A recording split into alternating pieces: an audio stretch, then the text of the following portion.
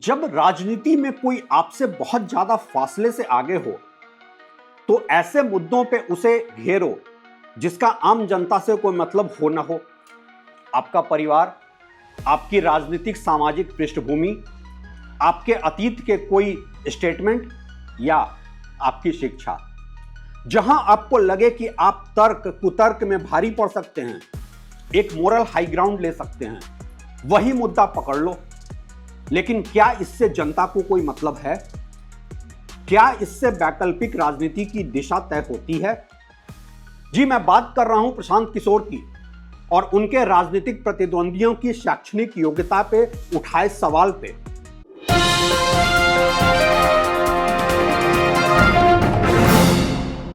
बिहार विधानसभा चुनाव हैं और अपनी चुनावी महत्वाकांक्षा के साथ जन सुराज पार्टी के संस्थापक प्रशांत किशोर ने एक बार फिर कहा है कि राष्ट्रीय जनता दल के मुख्यमंत्री पद के दावेदार तेजस्वी यादव नौवीं फेल हैं। उन्होंने चैलेंज किया कि तेजस्वी यादव मैट्रिक यानी कि 10वीं पास करके दिखा दें तो वो राजनीति छोड़ देंगे।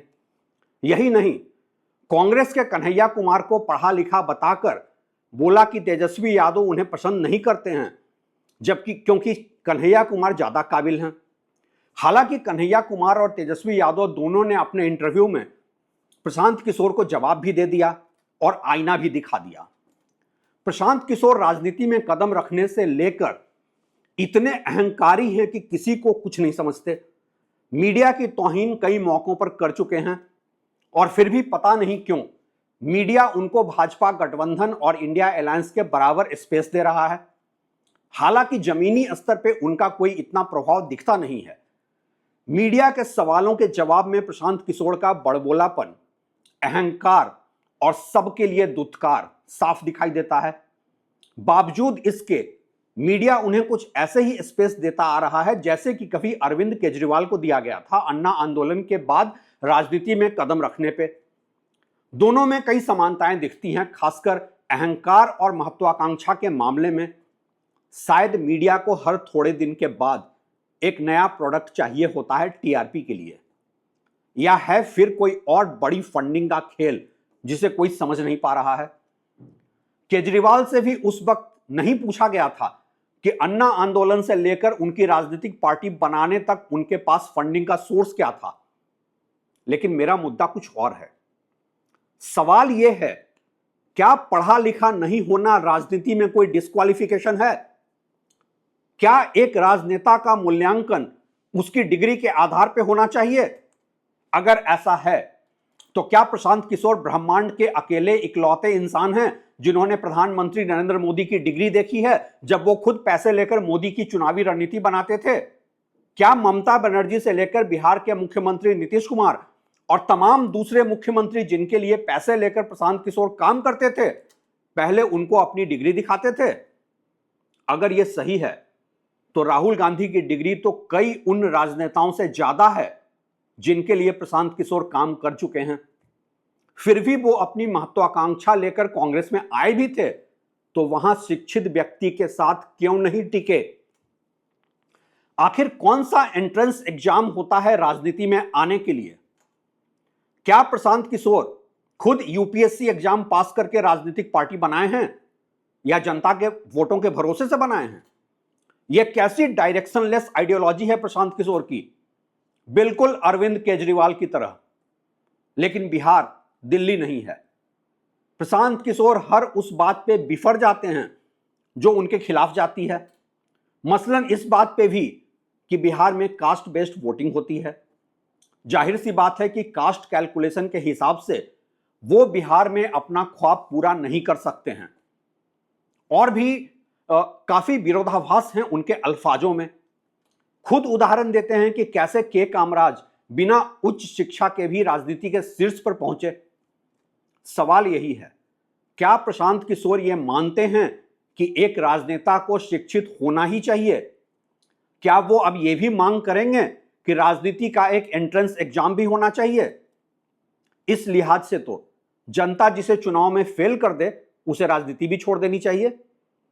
क्या प्रशांत किशोर खुद ऐसा करेंगे? केजरीवाल स्टाइल में ही वो भी सांप्रदायिक या दागी शख्सियतों को अपनी पार्टी में शामिल करने को डिफेंड करते दिखते हैं। अरे इन्हें सुधरने का मौका दीजिए, अगर मेरी पार्टी में ज्वाइन करने के बाद कोई गलती करेगा तब पूछना। कहीं ऐसा तो नहीं कि इनकी पार्टी ज्वाइन करने के बाद की गई गलती इंटरनल इंक्वायरी और क्लीन चिट से साफ हो जाएगी, जैसा कि केजरीवाल के साथ हमने देखा था। दरअसल राजनीति में किसी की शिक्षा को एलिजिबिलिटी क्राइटेरिया बनाकर बात करना एक सामंती सोच है। केजरीवाल भी जब शिक्षा की बात करते थे तो भूल जाते थे कि एक अशिक्षित अन्ना हजारे के कंधे पर बैठकर राजनीति में पहुंचे हैं। ठीक वैसे ही जैसे कि कोई अशिक्षित लोगों का इलेक्शन मैनेज करके प्रशांत किशोर यहां तक पहुंचे हैं। दरअसल प्रशांत किशोर जैसे लोगों की समस्या यह है कि उनके पास कोई ओरिजिनल विजन नहीं है, इसलिए वो हेडलाइन बटोरने में लगे हैं। उन्हें लगता है कि जैसे उनकी वजह से मोदी और कई और राजनेता हेडलाइन बटोर पाए हैं और सफल रहे हैं, वैसे वो भी बन जाएंगे।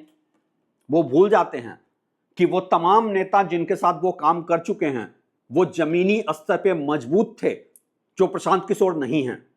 और शिक्षित युवाओं के साथ उनका व्यवहार कैसा है। नीट एग्जाम के मुद्दे पे आंदोलन कर रहे जिन शिक्षित युवाओं ने उनसे सवाल कर दिया था कि पुलिस लाठीचार्ज के समय वो भाग क्यों गए, उनके साथ उनका व्यवहार और अहंकार ऑन कैमरा रिकॉर्ड है, सबने देखा है। नेताओं की शिक्षा से ज्यादा जरूरत होती है शालीनता की, संवेदना की और जमीनी समझ की, जो न डिग्री से आती है और न ही डिग्री के अहंकार से। हेडलाइन बटोर लेना और दूसरे का इलेक्शन मैनेज करना एक बात है और खुद को इलेक्शन जीतने के लायक बनाना दूसरी बात। यह कोई डिग्री नहीं सिखाती है। अगर ऐसा होता तो भारतीय प्रशासनिक सेवा के तमाम अधिकारी जो राजनेताओं के साथ क्लोजली काम कर रहे होते हैं और लोक कल्याणकारी नीतियां बनाते हैं, वो खुद ही सत्ता में ना बैठ जाएं। खैर, राजनीति में सबसे आसान काम है ख्वाब देखना और बड़े कद वाले को गाली देकर उसके समकक्ष समझ लेना। बिहार की जनता सब समझती है। ऐसे थोड़े ही ना कहते हैं बिहार को लेबोरेटरी ऑफ पॉलिटिक्स।